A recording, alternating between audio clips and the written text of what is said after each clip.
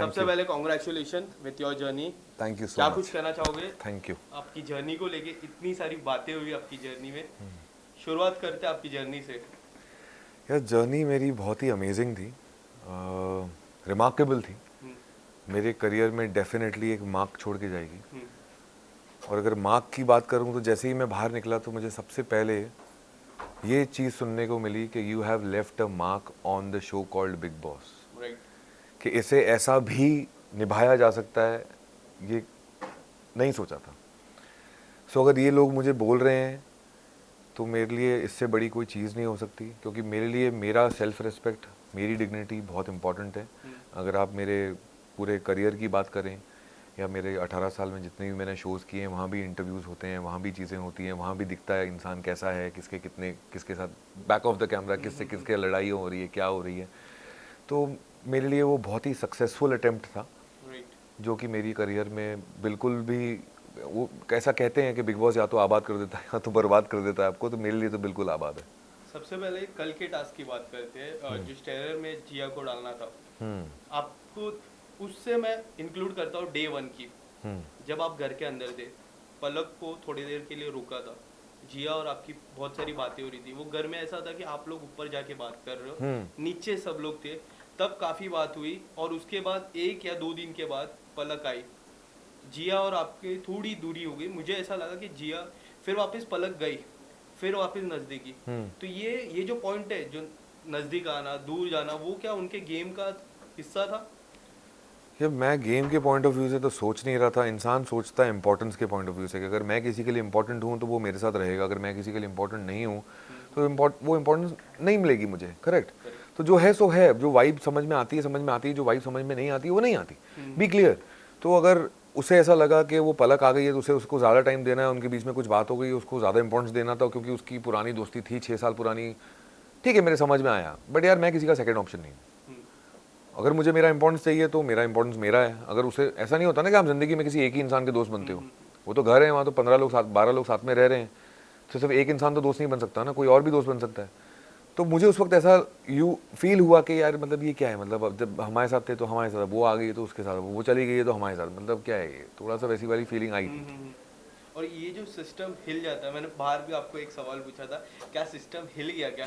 तो ये जो वाइल्ड कार्ड एंट्री के आने से, और मुझे ऐसा लगा कि वाइल्ड कार्ड एंट्री आए और सीधा मार्क आपको ही कर रहे, टारगेट हम जिससे कहते हैं टारगेट आपको कर रहे। आपको नहीं लगा कि वो आते हैं सिर्फ टारगेट आपको ही कर रहे थे? जो शुरुआत के 3-4 दिन थे, जब भारती जी भी आए थे घर में, उसके 2 दिन पहले से मैं बात कर रहा हूँ, उनके वो वीकेंड फिर मंडे ट्यूसडे, ये जो हफ्ता था 4-5 दिन का, उन्होंने सिर्फ आपको टारगेट किया। ऐसा नहीं लगा आपको? बिल्कुल लगा।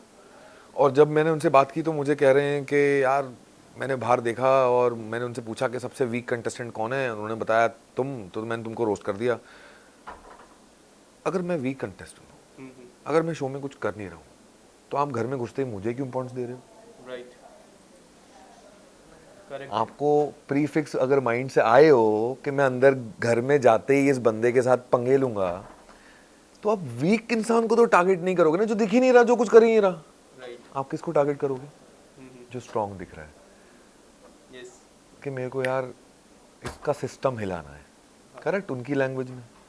तो मैंने तो बहुत पॉजिटिव ले लिया, मेरे को उल्टा अच्छा लग रहा था कि अच्छा देखो मैं स्ट्रांग लग रहा हूँ, वाह लड़, जो करना है कर।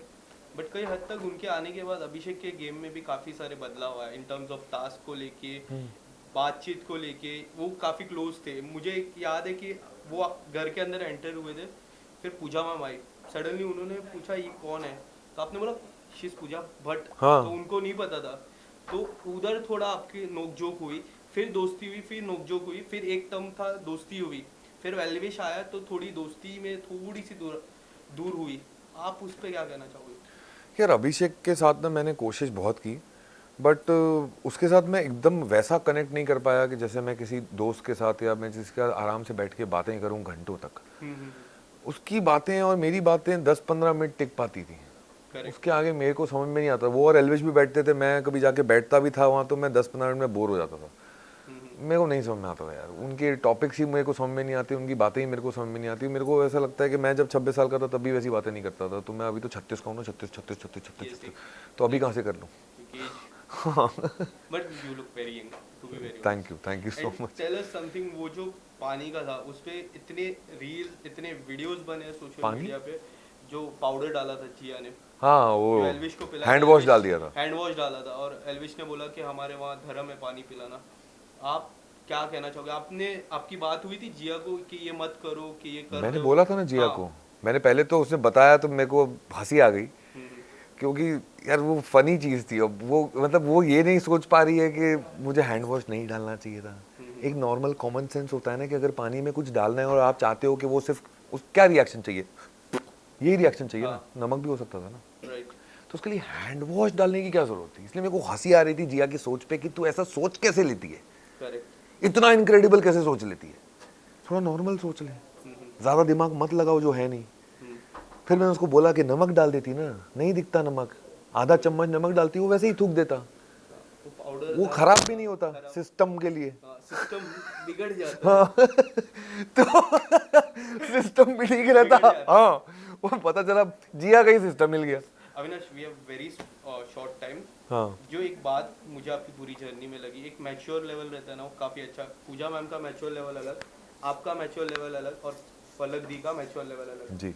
जो एक बात हुई, जब आपने बोला आई लाइक यू टू फलक दी, आप अगर कुछ बताना चाहोगे? आपकी बातचीत, उन्होंने कहा, मेरे इंटरव्यू में भी कहा था कि मैं वेट कर रही हूँ वो आए बाहर, तो आप अगर कुछ बताना चाहोगे? नहीं डेफिनेटली मैंने उससे पूछा था कल जब हम मिले, तो जो भी हमारे सवाल थे, मुझे ऐसा लग रहा था कि पता नहीं अब यार, तो बात करने का मौका नहीं मिला, सीधा वो सडनली घर से बाहर चली गई। राइट।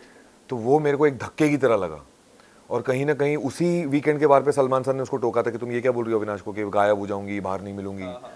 तो वो ऐसा लग रहा था कि अभी जितना टाइम था हमने बात कर ली, बाकी हम बात रात को करेंगे, जैसे हम रोज रात को बैठते थे बात करने के लिए। इंटरव्यू में कहा था कि अगर मेरे को सडनली कोई कैफे से बुला दे मैं चले जाऊंगी, ऐसा कुछ उन्होंने कहा था मेरे इंटरव्यू में।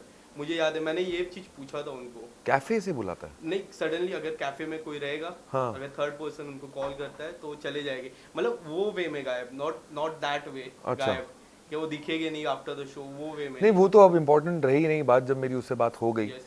तो वो कुछ और उसका लाइफ में बैकलॉग कुछ रहा है जो उसके लिए बहुत ज़्यादा पर्सनल रहा है, वो शो पे नहीं बताना चाहती थी, तो बहुत ही ठीक है, वो उनका पर्सनल मैटर है। तो